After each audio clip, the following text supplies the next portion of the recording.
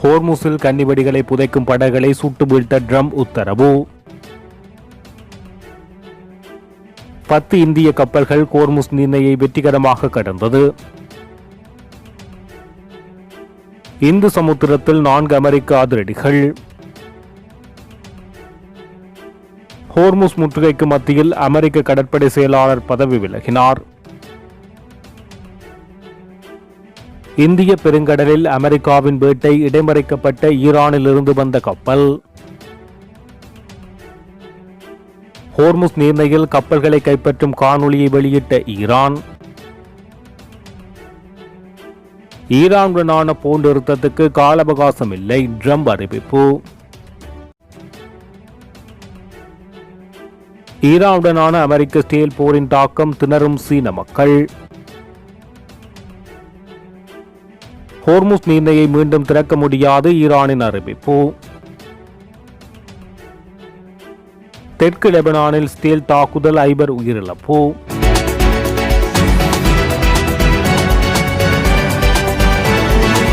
Hormuz நீர்நிலையில் கன்னிவெடிகளை புதைக்கும் எந்தவொரு படகையும் சுட்டு அளிக்குமாறு அமெரிக்க கடற்படைக்கு உத்தரவிட்டுள்ளதாக அமெரிக்க ஜனாதிபதி டொனால்ட் ட்ரம்ப் தெரிவித்துள்ளார். 10 இந்திய கப்பல்கள் ஹோர்முஸ் நீரிணையை வெற்றிகரமாக கடந்துவிட்டதாக மத்திய வெளியுறவு அமைச்சு அறிவித்துள்ளது. பாரசீக வளைகுடா பகுதியில் மேலும் 14 இந்திய கப்பல்கள் காத்திருப்பதாக தெரிவிக்கப்பட்டுள்ளது.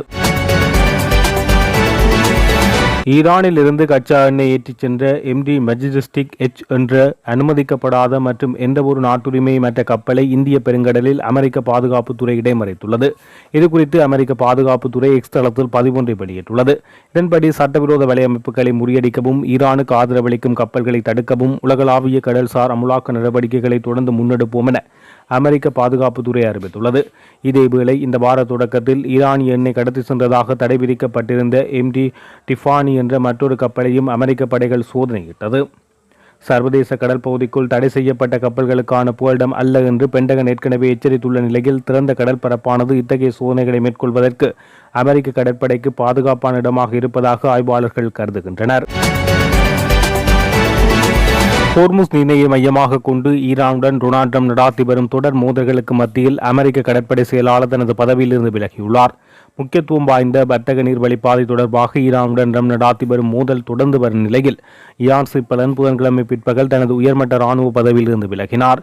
உடனடியாக அமுலுக்கு வரும் வகையில் அவர் பதவி விலகப்பட்டுள்ளதாக பென்டகன் செய்தி தொடர்பாளரான சோன் பார்னல் தெரிவித்துள்ளார்.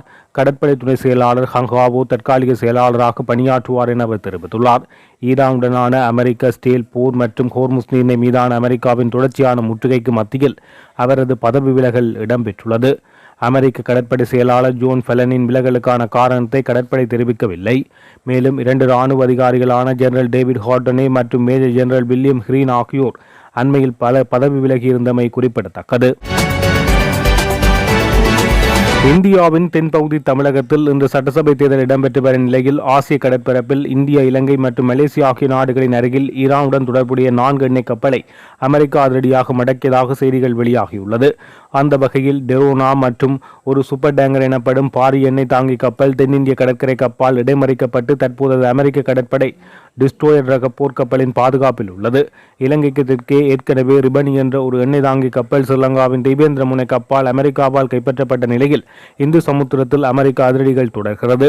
இந்த அதிரடி நடவடிக்கைகளுக்கென அமெரிக்க கடற்படை பாரிய மிதக்கும் தளம் ஒன்றை இந்து சமுத்திரத்தில் நிறுத்தியுள்ளது. இந்த மிதக்கும் தளத்திலிருந்து உலங்கு வானூர்திகள் புறப்பட்ட அணிகள் தான் நேற்று முன்தினம் ரிபனி கப்பலை கைப்பற்றியுள்ளது. ஆக மொத்தம் இந்து சமுத்திரத்தின் கடற்பரப்பில் தனது முற்றுகையை நடைமுறைப்படுத்த அமெரிக்க கடற்படையின் 7வது கடற்படை பிரிவு சுற்றிச் சுழன்று செயற்பாடுகளை மேற்கொண்டு வருகிறது. ஈரானுடனான போர் நிறுத்தத்தை நீடிப்பது குறித்து கால அவகாசம் எதுவும் இல்லை என அமெரிக்க ஜனாதிபதி டொனால்ட் ட்ரம்ப் தொகுப்பாளர் மார்த்தா மெக்கல்டமிடம் கூறியதாக போக்ஸ் நியூஸ் செய்தி வெளியிட்டுள்ளது. அத்துடன் மோதலை முடிவுக்கு கொண்டு வர தனக்கு அவசரம் இல்லை என்றும் ஒரு நல்ல ஒப்பந்தத்தை விரும்புவதாக தொலைபேசி அழைப்பில் ட்ரம்ப் மெக்கல்டமிடம் புதன்கிழமை கூறியுள்ளார். வெள்ளை மாளிகை பத்திரிகை செயலாளர் கரோலின் லுவிட்டும் புதன்கிழமை அன்று பேச்சுவார்த்தைகள் தொடர்ந்து நடைபெற்று வருவதாகவும் ஈரானியர்கள் தங்கள் வசம் உள்ள செறிவூட்டப்பட்ட யுரேனியத்தை அமெரிக்காவிடம் ஒப்படைக்க வேண்டும் என கோரி ட்ரம்ப் தனது சிவப்பு கோடுகளை மிகவும் தெளிவாக தெரிவித்துள்ளார் என தெரிவித்தார்.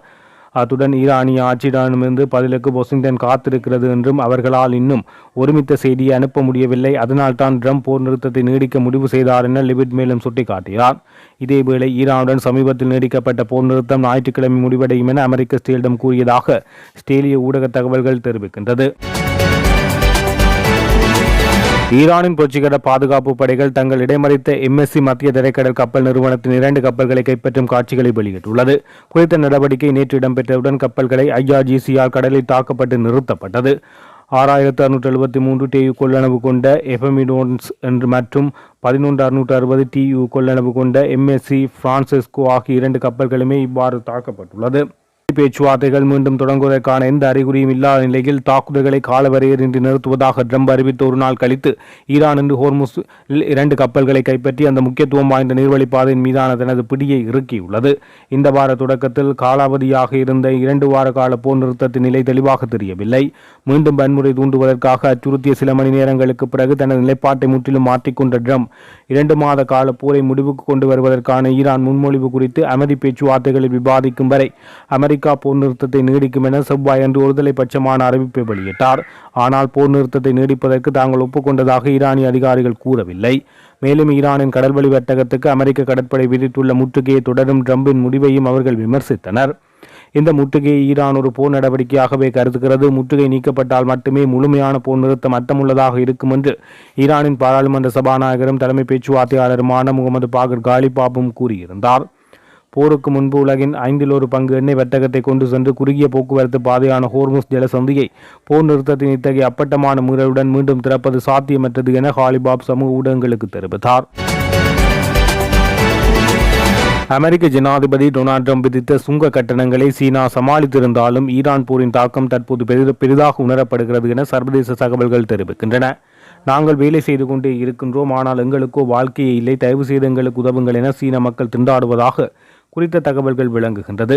சீன உற்பத்திகள் மலிவான மற்றும் பெருமளவில் உற்பத்தி செய்யப்படும் பொருட்களிலிருந்து தானியங்கி மேம்பட்ட தொழில்நுட்பத்துக்கு ஏற்பட்டுள்ள பெரும் மாற்றங்களை சமாளிக்கும் அதே வேளையில் வீட்டுக்கு பணம் அனுப்ப போதுமான அளவு சம்பாதிக்க போராடும் அவர்கள் மிகுந்த விரக்தியில் இருப்பதாக தெரிவிக்கப்பட்டுள்ளது.